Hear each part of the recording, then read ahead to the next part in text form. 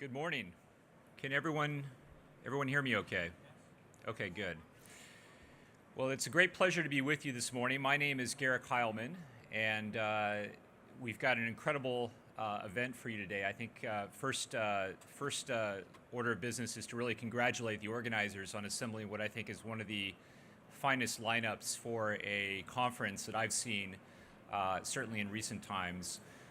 We have an incredible array of CEOs and founders, thought leaders, innovators, pioneers who are going to be on stage today.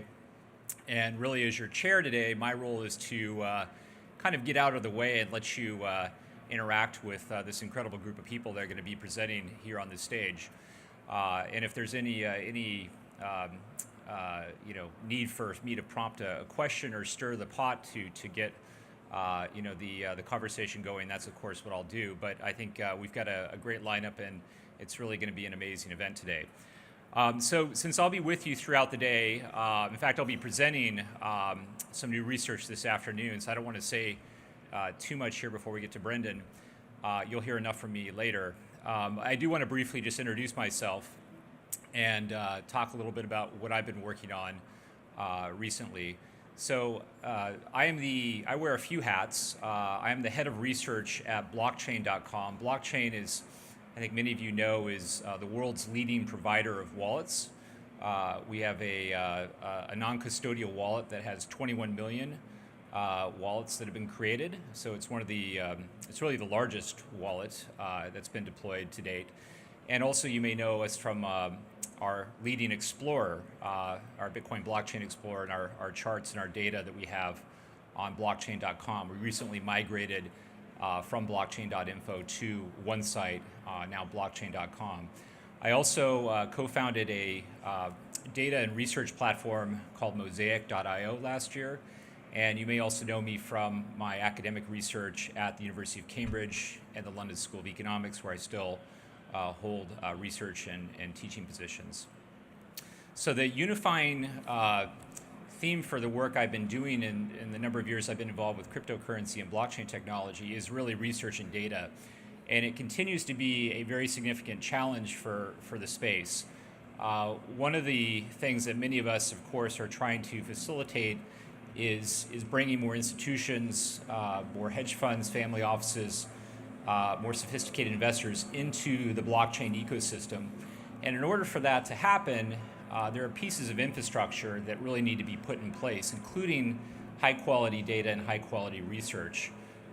There's a lot of misinformation, disinformation, unreliable data, and the work that we're doing at Blockchain and Mosaic at universities like the LSE and Cambridge is really an effort to really try to bring a more reliable data set for analysis to occur on, more reliable research outputs that people can use to assess what's going on in the space, and so on and so forth. So that's really the focus of what I do in the blockchain space.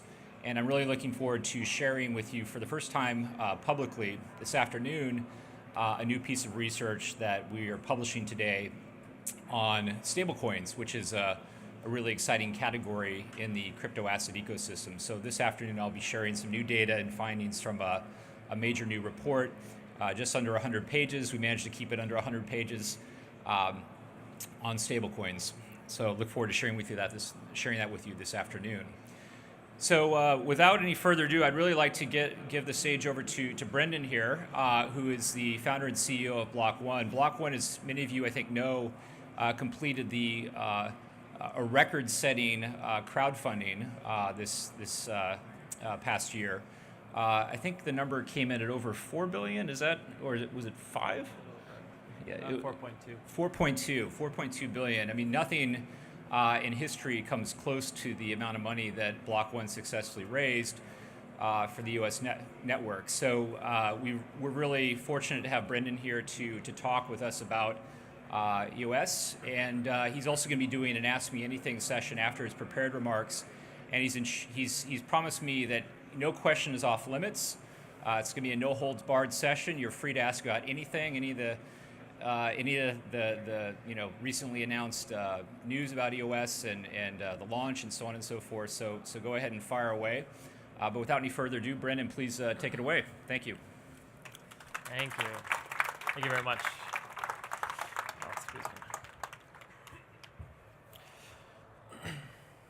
Welcome, everyone. As you mentioned, my name is Brendan Blumer. I'm the CEO of Block One. And it's great to see so many familiar faces, but perhaps even more exciting to see so many new faces. Blockchainlive is over 3 times larger this year than it was last year. And I feel very fortunate to be part of such a rapidly growing community and to be in front seat of so much innovation.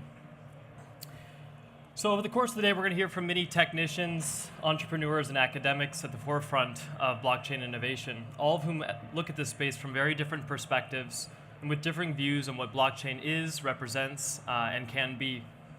Over the last year and a half, I've had the privilege to lead a very incredible team focused on delivering a high-performance protocol designed to be fast, free, and scalable, EOS. Through this process, I've been able to study the different value propositions and trade-offs that many different blockchains have to offer. And I've witnessed and been a part of many debates relating to technical and structural nuances on how to optimally structure a blockchain platform. I've spoken and argued over the definition of decentralization itself, and I realize that even though we're all in the business of consensus, it doesn't mean that we can always reach it amongst ourselves. And although blockchain is a new technology, it welcomes everyone with no prerequisites and is inevitably becoming a big part of all of our futures. I personally am not the most technical person in the world, but the industry has gotten to a point where I believe the technical debate is becoming a niche interest that can often alienate the broader audience and the things that bring us all together, the things that we all have in common. Blockchain is simply a mutually agreed set of standardization of data storage and transmission.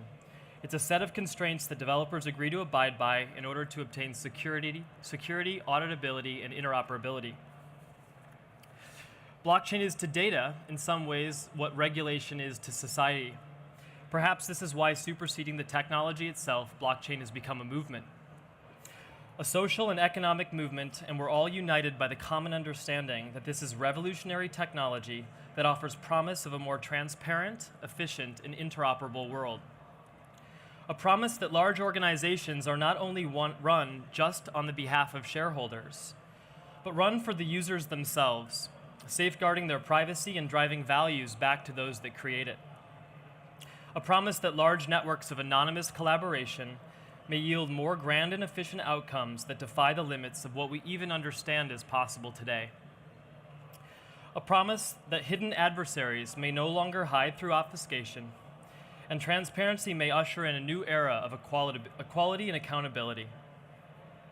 And a promise that over time, at the very core of our society, our governments may even better represent all of us. As many of you are familiar with, Bitcoin, designed originally as a digital store of value, is credited with elevating the potential of blockchain technology, and is perhaps the first neutral money that is issued in a very relatively fair and transparent way. It's digital, infinitely divisible, globally transferable, highly secure, finite, peer-to-peer money that lends no bias to any government and can't be controlled by a central authority. We all know that today the world reserve currency is the US dollar, and the US dollar is printed and managed by an organization called the Federal Reserve. And through inflation, all holders are effectively taxed by one party. While this has proven to be a very successful model and will no doubt, for a long time, remain an integral and stable part of our society, blockchain-based digital money offers the potential of neutral stores of value that offer no bias or advantage to any one party and seek to usher in a new era of borderless equality of value for different societies and nations throughout the world. As blockchains have become faster, cheaper, and scalable, their applications are rapidly expanding beyond financial transactions. They're becoming a part of best practices for data transmission in general. Structurally, blockchains are enabling new community-driven business models capable of autonomously rewarding developers for code updates and users for value creation. We're beginning to see a future where technology platforms like Facebook, Uber, Airbnb, GitHub, insurance institutions, and even banking itself may exist with no central entity at all. where the profits of such a network would be minimal to non-existent, and any excess value could be driven back to those that contribute to the prosperity of the network. The advent of blockchain-enabled tokenization has enabled projects to bootstrap initial funding requirements while simultaneously creating balanced economic ecosystems within the projects themselves.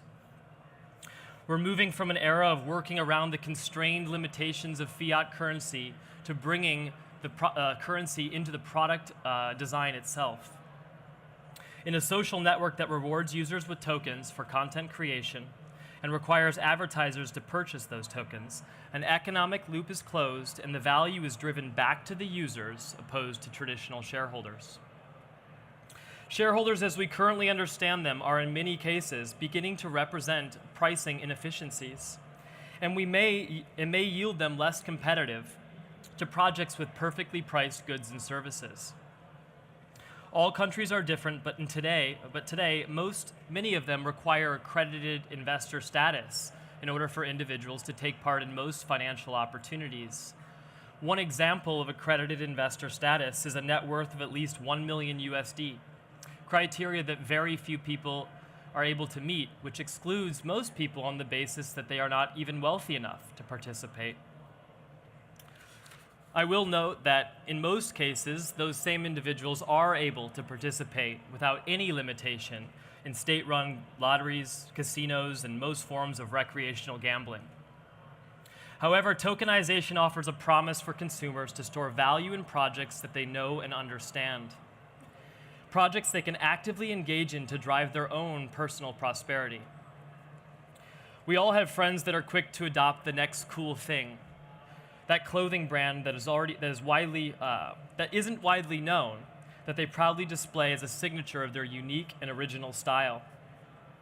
Rarely today can those early brand ambassadors become financially exposed to the products they create tremendous value for. But in a tokenized economy, the activity of early discovery and evangelism will be a career in itself. Although blockchain momentum has grown exponentially this year, we are still in the nascent stages of its development. And just as it was impossible to envision a generation built on social media the first time we sent an email, it's impossible to completely understand the radical potential of this new foundational technology. But we know it represents transformative progress. So while we move through the week and engage in healthy debate and collaborative competition, let this promise of progress keep us all reminded of the shared excitement of a better future that has brought us together in the first place, a blockchain future. So welcome everyone to Blockchain Live, and let's make it a good one.